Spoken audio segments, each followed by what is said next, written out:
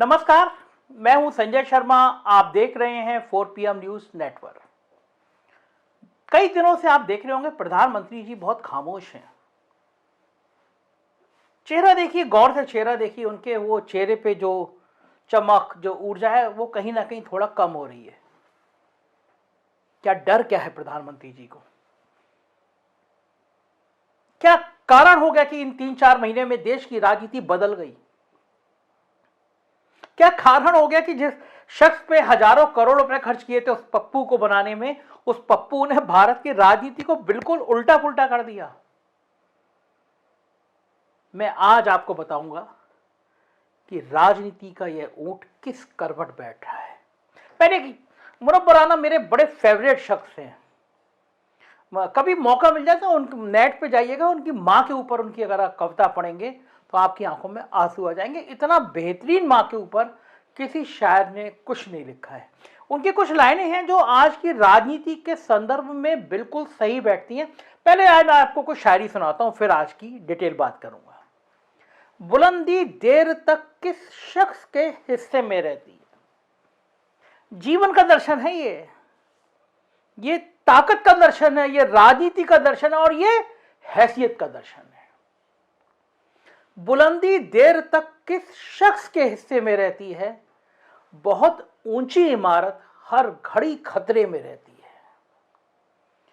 बहुत जी चाहता है कैदे जहां से हम निकल जाएं, बहुत जी चाहता है कैदे जहां से हम निकल जाएं, तुम्हारी याद भी लेकिन इसी मलबे में रहती है। ये ऐसा कर्ज है जो मैं अदा कर ही नहीं सकता, ये ऐसा कर्ज है जो मैं अदा कर ही नहीं सकता।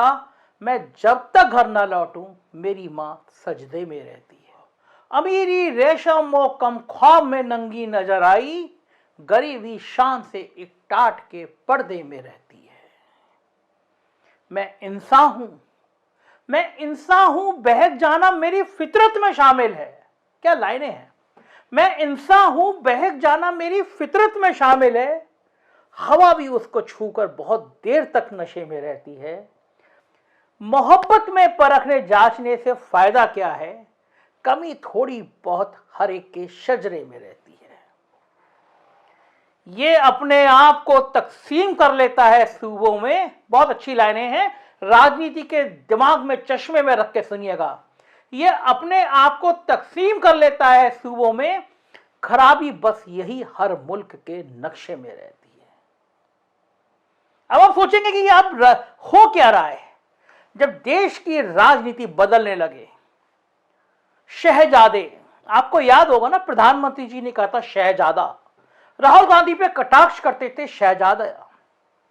जब शहजादे सड़क पर बेखौफ घूमने लगे, शाह साहब के शाहजादे क्रिकेट बोर्ड चलाने लगे, तो समझ जाइए कि हिंदुस्तान बदल रहा है। ऐसे बदल रहा है जैसे जोशीमठ का इकोसिस्टम।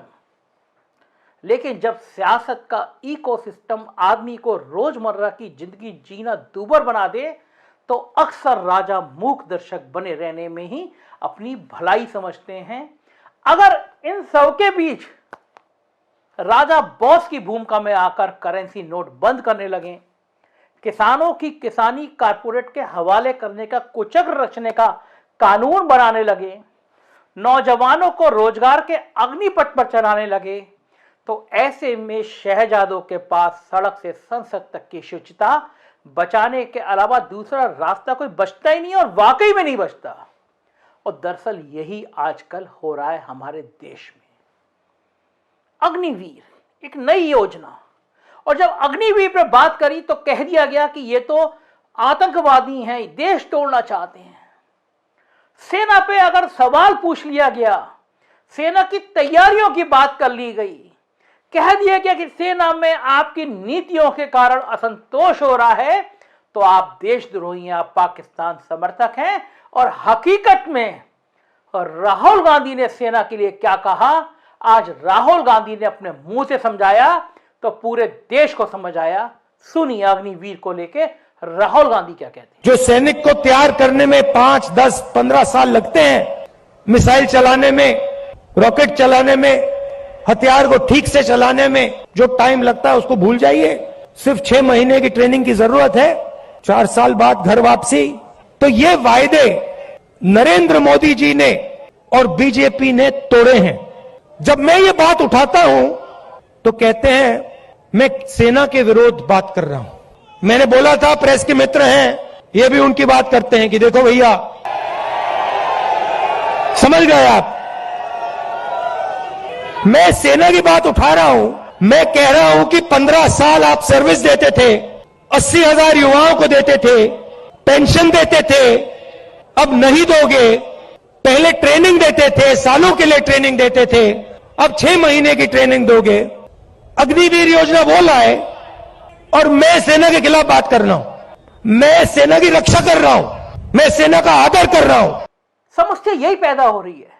मोदी जी के चेहरे की उदासी इसी समस्या की वजह है। इस शहजादे के संग में देश चल पड़ा है। किसी ने सोचा नहीं था शहजादा चलेगा तो गांव के आदमी आम आदमी की तरह चलेगा। गांव का आम आदमी उस शहजादे को अपना बेटा, अपना भाई समझने लगेगा। बच्चे, बूढ़े, महिलाएं, नौजवान सब शहजादे के साथ चलने लगेंगे। समझ में आ जाएगा देश को कौन शहजादा है और कौन राजा है। हर जगह जहां पे भारत जोड़ो यात्रा पहुंच रही है, उमड़ती हुई भीड़ इतिहास रच रही है, एक नया विश्वास पैदा कर रही है।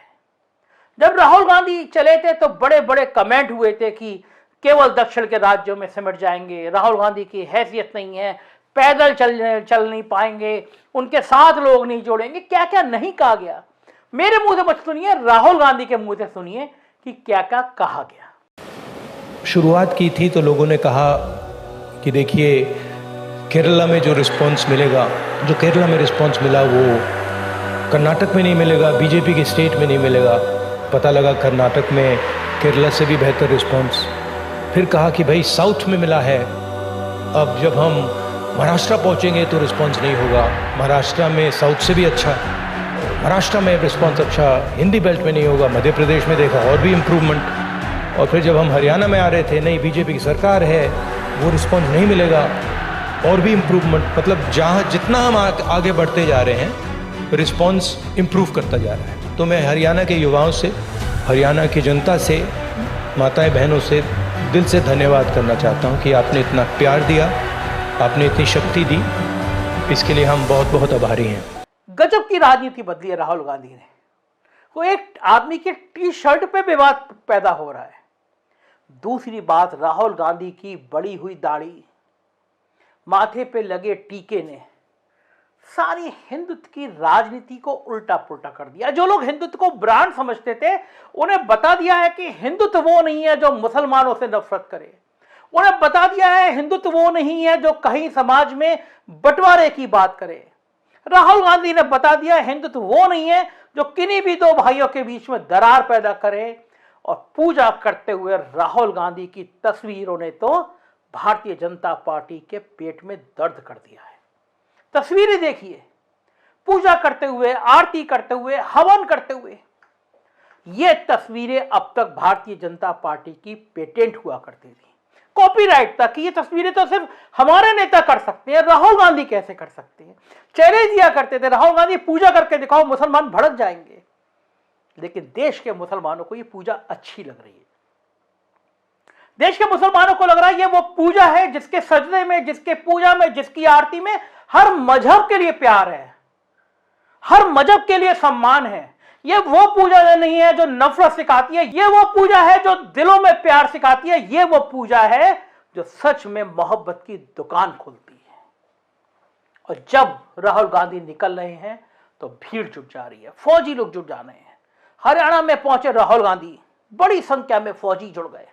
फोटो देखिए, general Deepak Kapoor, lieutenant general R K Hooda, lieutenant general V K Narula, lieutenant general Satveer Singh, lieutenant general Dharmendra Singh, colonel Jitendra, colonel Pushpendra Singh, lieutenant general DS Sandhu, major general Vishambar Dayal. कौन नहीं आ रहा है? कौन नहीं आ रहा है? ये लोग कह रहे हैं, आप सही कह रहे हैं। मेरे संग एक पिछले कुछ दिन पहले मेरे संग सेना का एक बड़ा अफसर बैठा हुआ था, हम लोग खाना खा रहे थे। वो कह रहा था कि आप लोग, मीडिया के लोग, असली मुद्दों की बात नहीं करते। हमारी कैंटीन के सामानों में कटौती कर दी गई, हमारी पेंशन खत्म करने की साजिश है, हमारी सुविधाएं कम कर दी गई, लेकिन ये पैसा कहां जा रहा है? क्या जरूरत है देश में एक हजारों करोड़ का नया पार्लियामेंट बनाने की? क्या जरूरत है हजारों करोड़ का एक हवाई जहाज खरीदने की? जिस देश में 80 करोड़ जनता के पास 2 वक्त की रोटी नहीं है, वहां पे ये अय्याशियां बुरी लगती हैं। हैरान हो गए हैं सब लोग। ऐसे शहजादों की संख्या सैकड़ों हजारों में हो गई है जो पैदल चल रहे हैं, और उसमें बेगूसराय का जेएनयू वाला कॉमरेड शहजादा कन्हैया भी है, जिसे पाकिस्तान भेजने की सलाह देने वाले बॉस के छोटे रिचार्ज यानी गिरिराज सिंह आज तक अपना पासपोर्ट भी नहीं बनवा सके ताकि वो पाकिस्तान जाने की सोच भी सके। दरअसल बॉस के शब्दों में शहजादे अपने सहयोगी शहजादों के साथ 3,500 किलोमीटर की दूरी पैदल नाप चुके हैं। उनको उम्मीद ही नहीं थी कि शहजादा 3,000 किलोमीटर चल सकता है। रास्ते में हर जगह उनके बॉस की कृपा से विकास की अंधी सुरंग से गुजर रहे लोगों की हजारों टोलियां मिलती रहती हैं जो पूछते हैं विकास कहां है? हमारे यहाँ सड़क नहीं है, हमारे यहाँ अस्पताल नहीं है, हमारे यहाँ खाने को पैसे नहीं है, हमारे रोजगार छिन गए, विकास है कहां? सबके सब ने उनके बॉस और उनकी नीतियों की कृपा की भरपूर दास्तानें शहजादे को सुनाई है।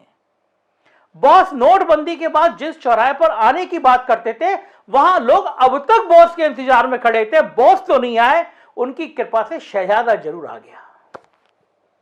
बॉस ने देश को बाजार में तब्दील कर दिया, इसका क्रेडिट उनको जरूर मिलना चाहिए। मगर रुक जाइए, क्योंकि अभी वो खुद बाजार में नहीं आए हैं। ऐसी कृपा बरसी है कि हिंदुस्तान की 80-82 करोड़ जनता को बॉस ने बीच बाजार लाइन में खड़ा कर दिया है राशन के लिए। मगर अब लाइन हाजिर होने की जिम्मेदारी शायद बॉस की है, तभी वो कुछ बोल नहीं रहे, बिल्कुल धृतराष्ट्र की तरह चुप्पी लगाए बैठे हैं। शायद कुछ ही दिनों में उन्हीं की तरह बोल बैठे कि मैं तो सिर्फ हस्तिनापुर की भलाई चाहता हूं। संजय उवाच मुझसे ही कहेंगे, लेकिन हकीकत तो यह है कि नए साल की पहली दरमियानी रात उनके कुनबे का एक घोड़ा आधी रात को हस्तिनापुर में ही एक अबला लड़की को स्कूटी समेत 12 किलोमीटर तक घसीट के ले जाकर उसकी जान ले लेता है।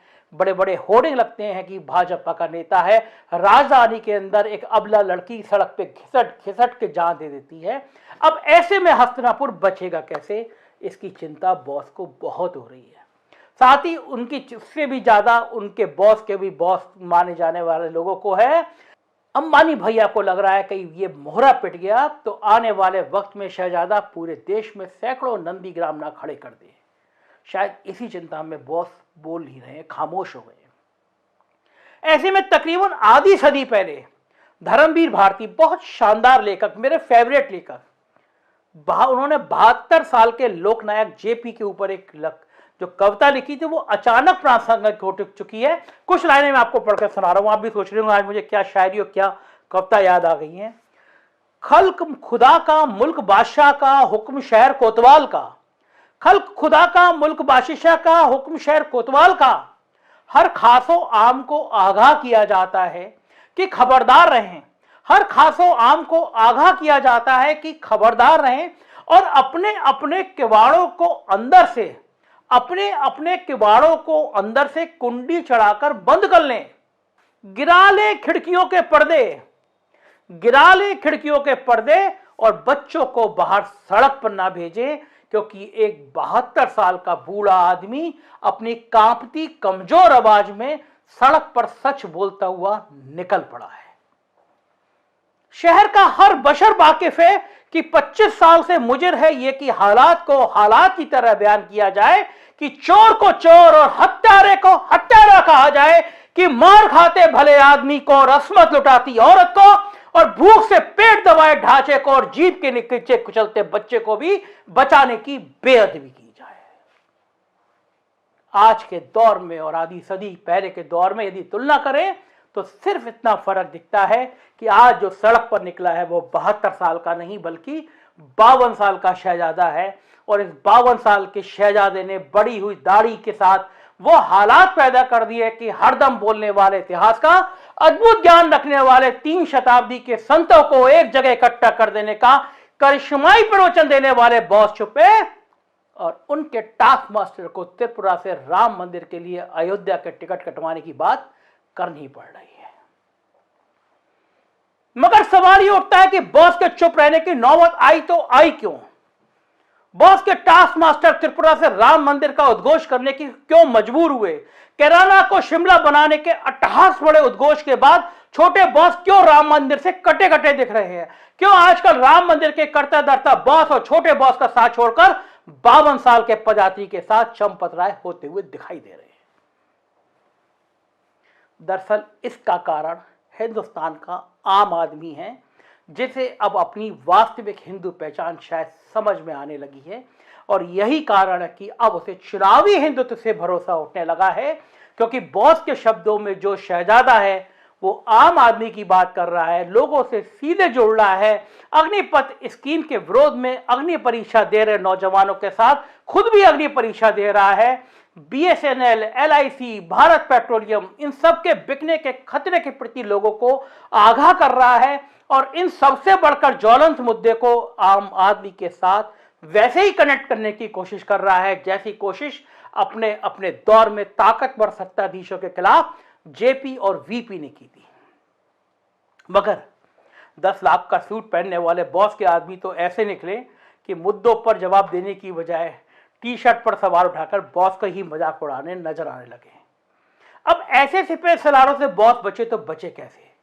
आखिर ऐसे पात्राओं और भाटियों का सिलेक्शन भी तो बॉस या उनके टास्क मास्टर ने किया है।